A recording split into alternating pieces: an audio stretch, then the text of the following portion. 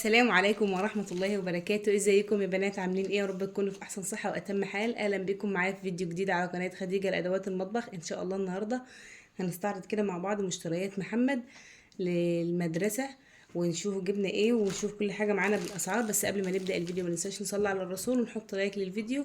ولو انت اول مرة تشوف قناتي اتمنى تشرفيني باشتراكك، تضغطي على كلمة اشتراك وتختاري كلمة الكل.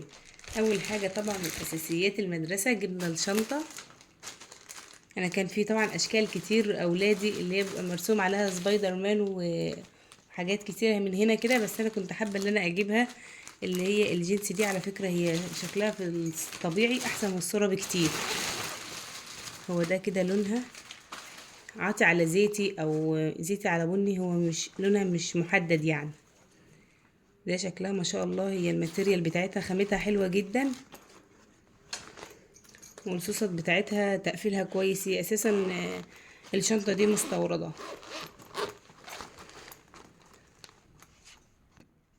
احلى حاجه كمان عجبتني فيها ان هي فيها صوصات كتير، لان انا كنت حابه ان يكون كل صوصه تكون منفصله بحاجه معينه. يعني هنا نحط المقلمه، هنا يحط اللانش بوكس، هنا يحط الكراريس، والصوصه الكبيره دي يحط فيها الكتب. ما شاء الله في منها، كان في منها حجمين، بس انا جبت الحجم الصغير، والحجم الصغير منها ما شاء الله يعني يكفي المرحله الابتدائيه كلها. حجمها مش صغير يعني. وفي ميزة حلوة فيها برضو من هنا، فيها اللي هي الجزء بتاع اللابتوب، وهنا عشان تساعد اللابتوب ان هو ما يقعش يعني.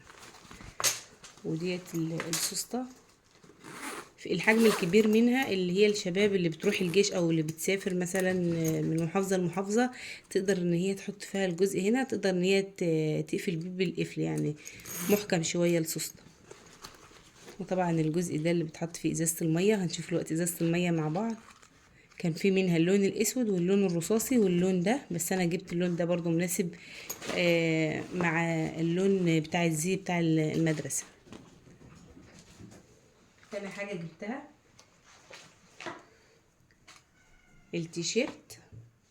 طبعا لبس الولاد المدرسة بيكون محدود جدا يعني، لا اما تيشيرت لا اما قميص. انا جبت تيشيرت كله بقى في منه جميع الالوان، بس الزي بتاع المدرسة بيكون لونه بني، فهو جبت اللون البني. في منه خامات كتير على فكرة، في منه بيكون بيحرر شوية. انا جبت بكم لان احنا داخلين على الجو هيبقى ساقعة، فهيكون مناسب يعني. انا كنت على فكرة كمان مقصرة من هنا، هو كان طويل شوية. انا نسيت اقول لكم ان الشنطة كانت ب 330 جنيه، والتيشيرت كان ب 100 جنيه او ب100 وحاجة، انا مش متذكرة برضه، لان مش متذكره الاسعار كلها. لان الحاجات دي ما جبتهاش مره واحده، جبتها على فترات متقطعه يعني، ما نزلتش كده نزلت جبت كل حاجه مره واحده. لا، انا ممكن بقالي كذا شهر بجيب في الحاجات دي، كل فتره بجيب حاجه علشان الاسعار غاليه، ومش هقدر ان انا اجيب كله كده مع بعض. جبت بقى اللي هو التيشيرت ايه، البنطلون اللي هو خامه الجينز الليكرا. انا بصراحه لفيت في يوم البنطلون ده كتير، لان الوان البني انا ما برتاحلهاش قوي، لان دايما بتكون عاطيه ان هي مجرب شويه. لكن اللون ده لقيته ما شاء الله ما فيهوش يعني، كنت تحسي ان هنا لون وهنا لون مبطع كده. لكن الصبغه بتاع البنطلون دي حسيت ان هي كويسه ولونها حلو، فانا جبت البنطلون ده. انا جايباه من الجمله ب135 او ب150، هو مش هيزيد عن كده يعني، 135 او ب150 في الحدود دي. ده كده الطقم بتاعه والشنطة. الكرسي بس بتاعي يعني عشان برضو احببه في المدرسة. تعالى اوريهم انت جبت ايه، هوريها لهم دلوقتي، هوريهم. بس ده طقم داخلي، انا بس حبيت اوريه لكم الطقم ده بس كده، هو ملوش علاقة بالمدرسة، بس انا جايبت له كذا طقم منه، فلما لقيته كويس حبيت ان انا اوريه لكم. لان بصراحة انا كأم يعني لما كنت بدور على لبس داخلي كويس يكون نسبة القطن فيه حلوة ويكون خامته كويسة. الداخلي ده انا جايباه، هو ده شورت مش بوكسر، ودي الفانلة. هفتحه اوريكم. انا جايباه من الشاوة. انا لفيت بصراحة عليه في السكة الجديدة والكلام ده، ما لقيتش نفس الخامة ولا الخامة دي مش موجودة خالص، كل اللي بيبقى موجود في الجملة الخامة اللي عاطية على شعبي شوية. ده كده الفانلة، وده الشورت.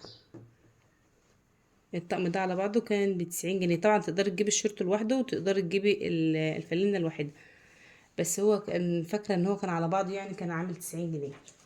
ده الاسم، فاني بالي الاسم بتاعه.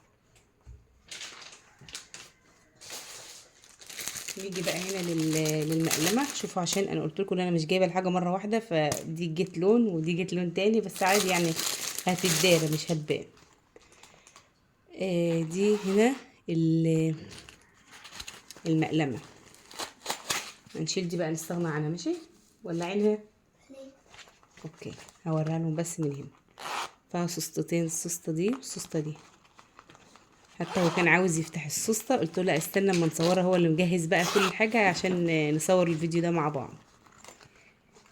دي كانت ب25 جنيه المقلمه. طبعا في اسعار، في ب50 وفي ب75 زي ما انت عايزه، بس دي مقلمه يعني هتحط فيها القلم والاستيكه وهتتعاد. فين القلم بقى؟ دي الاستيكه، دي كانت ب16 ونص الاستيكه دي.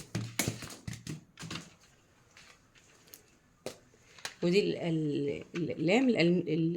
الاقلام دي بصراحه خاله اللي جايبها له من الكويت، فعشان كده ما جبتش يعني. حتى جايب له الالوان اللي هي اقلام الالوان، بس هي لسه عند ماما ما جبتهاش، نسيناها هناك بقى. لكن هو جايب له ديت، هو حتى كان هياخد، هو مقتنع ان هي الاقلام دي كلها هتتحط في المقلمه مره واحده، لكن هو طبعا هياخد قلم واحد بس معاه. نيجينا بقى اللانش بوكس. هو كان عنده لانش بوكس، كان بياخده معاه الدرس، لانه ما كان بيروح الحضانه في فتره صغيره ورجع بعد كده كمل في الدرس.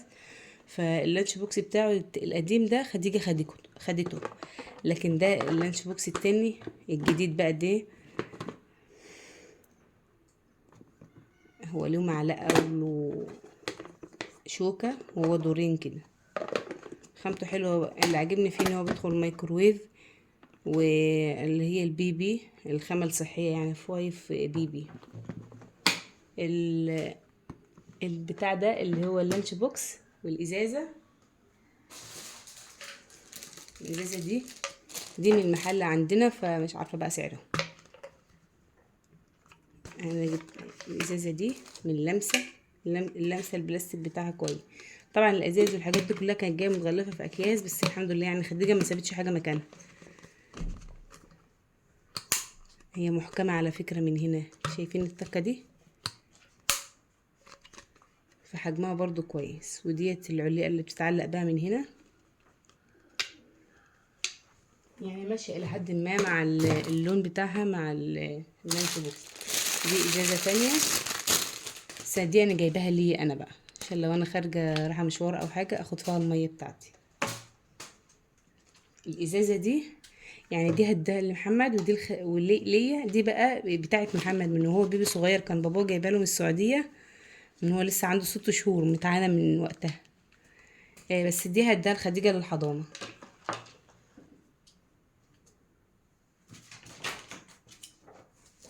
نيجي بقى للكراريس.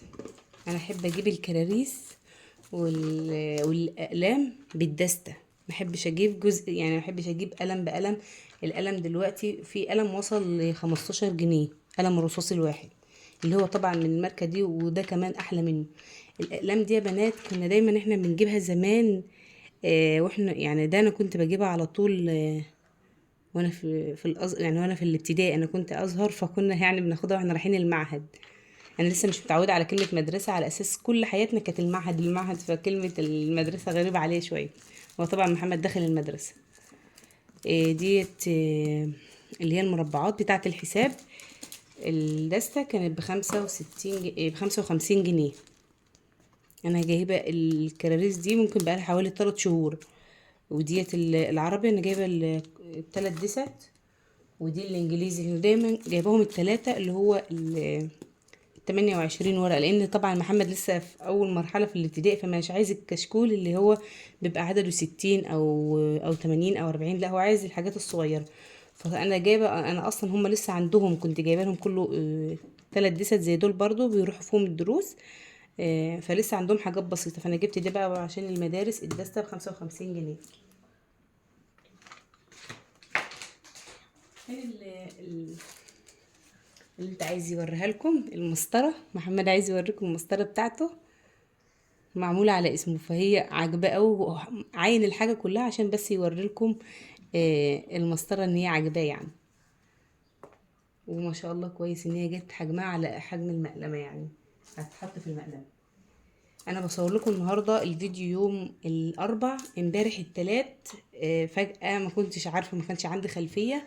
عرفت ان المدارس سنة اولى تروح يوم تعريفي، فروحنا بقى، ما كنتش عاملة حسابي خالص. فروحنا يعني ما كنتش اعرف ان في مدارس وكده. رحنا بقى استلمنا الكتب بتاعته. كان بصراحة يوم حلو جدا وفكرة لذيذة جدا، ان الاطفال بتاع سنة اولى يروحوا قبل الاطفال اللي هم في المراحل اللي بعد كده من تانية لستة ابتدائي، لان بيكونوا لسه مستغربين الوضع والمكان وكده، فخلوا الاولاد والامهات يروحوا مع بعض ويتعرفوا على المدرس بتاعهم او المدرسة. فكان بصراحة يوم لذيذ. انا كنت شايلة هم اليوم ده، كنت على اساس ان هو يبقى كل سنة بيبقى مع بداية الدراسة، فبيحصل بقى شد مع الأهالي والمدرسين والكلام ده، فأنا ماليش في الكلام ده، فكنت أنا شايلة همه. فعرفت إن يوم التلات كان على مستوى الجمهورية، بقى على مستوى المحافظة، أنا مش عارفة، بس هو كان البلاد اللي جنبنا كلها كان يوم التلات ده كان يوم تعريف السنة أولى ابتدائي. فروحنا كمان استلمنا فيه الكتب، كتاب الإنجليزي والتربية الدينية والحساب والعربي. الكتب أساسا مش بصراحة شكلها يفتح النفس. شايفين؟ هو مبسوط بها كده من الالوان. احنا بصراحة كنا في الاول الكتب بتاعتنا شكلها كده تشوفيها تكرهي التعليم واللي فيه، خصوصا ان احنا كنا في الازهر بقى، كتبنا كانت كبيرة جدا كده، كتب الفقه والكتب الخارج المواد الدينية دي، كانت بصراحة كان بيبقى حجمها كبير قوي. هو بقى تعالي يا حمود اعرفكم، انت عايز توريهم ايه؟ تعالي. هو عايز يعرفكم ان هو كان مشارك في مسابقة. المسابقة كانت على مستوى بلدنا، يعني كان في شخص عاملها، واللي هو حفظ نسب الرسول، فكل الأطفال بتاع البلد شاركت فيها ما شاء الله، وكلهم بلا استثناء خدوا هدايا. فكانت الهدية اللي هي كشكولين. فبصراحة شجع الأطفال كلها بتوع البلد، إن بتوع القرية كلها إن هم يحفظوا نسب الرسول، اسم الرسول يعني عليه الصلاة والسلام. فهو راح بقى خد الكشكولين ده والقلم، وخديجة برضو خدت زيه، على الرغم ان خديجة مش حافظة كتير، يعني حافظة 3 اسماء بس من اسم النبي عليه الصلاة والسلام، بس برضو من باب التشجيع ان هم ادولها برضو، هي برضو واخدة زيه كشكولين وقلم، وادوله اللي هي شهادة التقدير دي. اول مرة بقى هو ياخد شهادة التقدير، لان هو ما راحش حضانة، فما تخرجش يعني من حضانة وكده، هو كان عاوز ان هو يتخرج من الحضانة ويلبس الروب والحاجات دي، بيشوفها كتير على التيك توك. فهو اتبسط بقى لما خد الشهادة دي، وعايزني ان انا اعلقها معاه. بس بصراحة يعني هي فكرة حلوة جدا، وساعدت الاطفال كلهم ان هم يحفظوها بسرعة، نسأل الرسول عليه الصلاة والسلام. انا بقى جبت، وانا بجيب الكراريس جبت الاستيكر ده جايباه الحاجة اللي انا عاوزة اكتبها عشان ما انساش عليها. هو دايما كنت انا بجيبه للابيض، بس ما لقيتش عنده الا اللون الاورنجي ده. الباكت على فكرة فيه كتير، ب15 جنيه. اخر مرة كنت جايباه الباكت ده كله على بعضه ب5 جنيه. شايفين هو فيه اربع ورقات، حتى في ورقة انا كنت واخدة منها، ده كان ب15 جنيه. علبة الوايبس دي ب19 جنيه، اللي هو 120 منديل. بصراحة انا ما بستغناش عنها خالص. اخر حاجه ملهاش علاقه بالحاجه المدارس، بس لها علاقه باللانش بوكس شويه.